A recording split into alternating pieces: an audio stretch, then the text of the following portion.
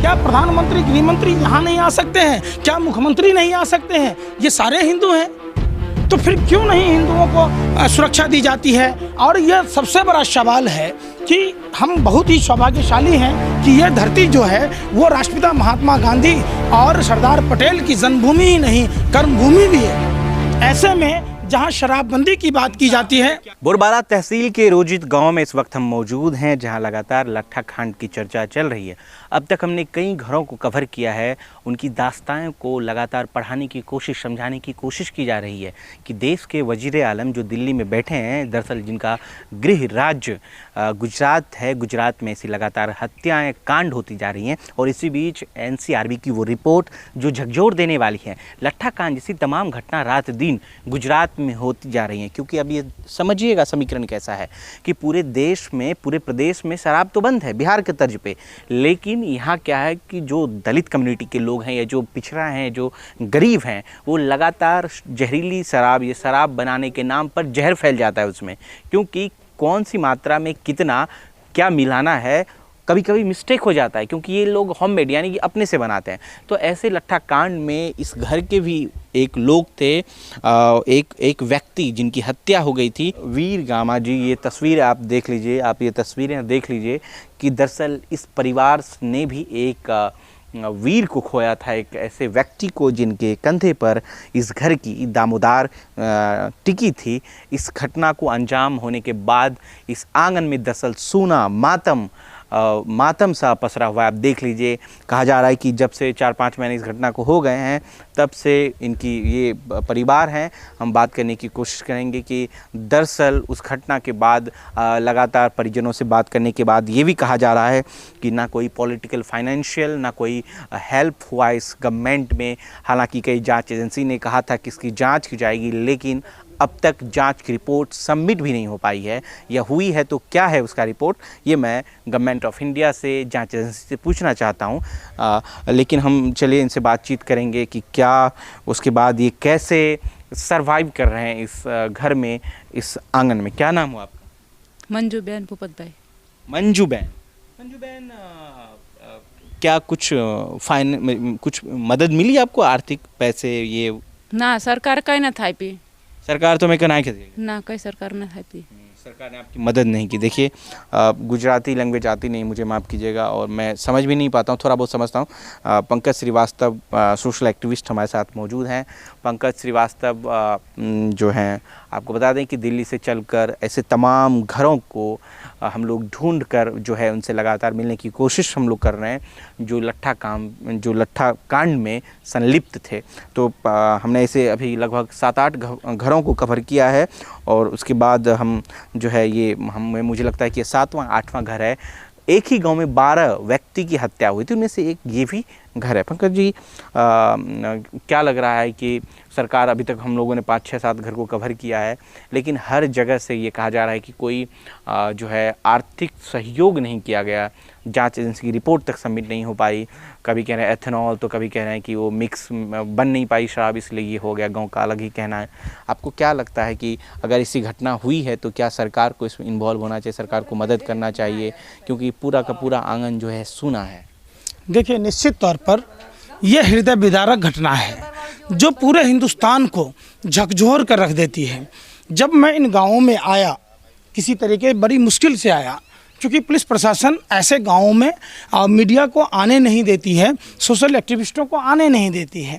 अब सोचिए इनकी उम्र क्या है, आप इनसे पूछिए आपकी उम्र क्या है, कितने साल के हो आप? 50 वर्ष। अब देखिए, इनके बच्चे को कौन परवरिश करेगा, इनका घर कौन चलाएगा, और सबसे बड़ी बात, महंगाई की मार भी इन पर है। आप देखिए कैसे ये जंगलों से लकड़ियां चुनकर लाती हैं, और इस उज्ज्वला योजना की बात की जाती है, तो निश्चित तौर पर ये बात हम आप लोगों को कहना चाहेंगे कि देखिए कैसे खाना बनाती हैं। इनके घर में रसोई गैस तो है, लेकिन गैस सिलेंडर के दाम इतने महंगे हो गए कि ये गैस नहीं भरा पा रही हैं। और ये हिंदू धर्म आप ये देखिए उधर माँ सरस्वती की तस्वीर सामने नजर आई, शुभ लाभ लिखा हुआ तुरंत द्वार नजर आया, उधर तमाम मतलब कहने की बातें हैं। जो लोग कहते हैं कि हिंदुओं की सरकार है, सिर्फ हिंदुओं के लिए सोचती है, मैं उस सरकार से पूछना चाहता हूं कि कब तक हिंदू परिवारों को प्रभावित होना पड़ेगा। हम आपके कैमरामैन से भी कहते हैं, देखिए कितनी आस्था है इनको अपने धर्म में, इसके बावजूद क्या इनकी जिंदगी गुजर बसर करनी पड़ती है। सबसे दुखदाई बात है कि मैं प्रधानमंत्री जी को कहना चाहता हूं, जिस गुजरात मॉडल को आप बेच रहे हैं, गुजरात मॉडल के नाम पर पूरे देश को बेच रहे हैं, यह गुजरात मॉडल की हकीकत है। और हमारे देश की मीडिया के लोगों को गुजरात का ये राजौद गांव नहीं दिखता है। एक बात बताइए, रोजित गांव नहीं दिखता है, इनकी व्यथा नहीं दिखती है। क्या प्रधानमंत्री गृह मंत्री यहाँ नहीं आ सकते हैं? क्या मुख्यमंत्री नहीं आ सकते हैं? ये सारे हिंदू हैं, तो फिर क्यों नहीं हिंदुओं को सुरक्षा दी जाती है? और यह सबसे बड़ा सवाल है कि हम बहुत ही सौभाग्यशाली हैं कि यह धरती जो है वो राष्ट्रपिता महात्मा गांधी और सरदार पटेल की जन्मभूमि ही नहीं, कर्मभूमि भी है। ऐसे में जहां शराबबंदी की बात की जाती है, क्या करेंगे पंकज जी सीधे शब्दों में? निश्चित तौर पर मैं प्रधानमंत्री, राष्ट्रपति, गुजरात के मुख्यमंत्री, राज्यपाल, तमाम लोगों को पत्र लिखूंगा और उसके बाद लगातार इनके बातों को अपने सोशल मीडिया प्लेटफॉर्म के लोगों साथ में शेयर करूंगा। सवाल है कि आखिर कौन लोग हैं कि इनके संरक्षण में पूरे गुजरात में ये शराब का रैकेट चलता है? कौन लोग हैं जिसके संरक्षण में ड्रग्स का खेप बार बार पकड़े जाने के बाद भी ड्रग्स पर चर्चा नहीं होती है? कौन लोग हैं जो जाली नोट मशीन पकड़े जाने के बाद, जाली नोट पकड़े जाने के बाद चर्चा तक नहीं होती है? आखिर कब तक नरेंद्र मोदी जी आप कान में तेल देकर सोए रहेंगे? कब इन हमारी माँ बहनों की व्यथा को सुनेंगे? ये बात है। आप क्या करती हैं, क्या काम करती हैं? मजूरी करवी, मजदूरी करती हैं। मजूरी करवी। एक दिन अगर मजदूरी करेंगे तो कितना पैसा मिलता है? 100 रुपया મળે, 50 रुपया, 200 रुपया। 100 रुपया? મને ઢીસણ દુખાશું તો હમણાં દાડીએ ને જઈ શકતી, આ બધા દુખાશે ને હાંધાને એવું તો દાડીએ ને જતી। ये इनका कहने का मतलब है कि इनके हाथ पैरों में दर्द है। तो प्रधानमंत्री जी बताइए, और राष्ट्रीय जोकर गोबर पत्र, ये तो बताइए आपका आयुष्मान योजना कहाँ है? कहाँ है आयुष्मान योजना? जिस आयुष्मान योजना को लेकर तमाम टीवी चैनलों में भौंका जाता है, उछाला जाता है, तो दीजिए ना आयुष्मान योजना, दीजिए ना। ये भी तो हिंदू हैं।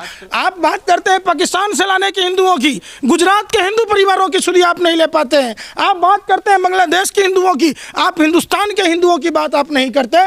तो जरूर निश्चित तौर पर हम जैसे युवाओं को अपने घर और मकानों से निकलना होगा, जंग लड़ना होगा भाजपा RSS के इन बेईमानों से। देखिए 100 रुपया मजदूरी मिलती है इनकी, लगातार कह रही हैं कि मेरे फिंगर्स में पेन होता है, और 100 रुपये 50 रुपये इनकी मजदूरी है। 150 रुपये में कोई व्यक्ति कैसे गुजर बसर कर सकता है?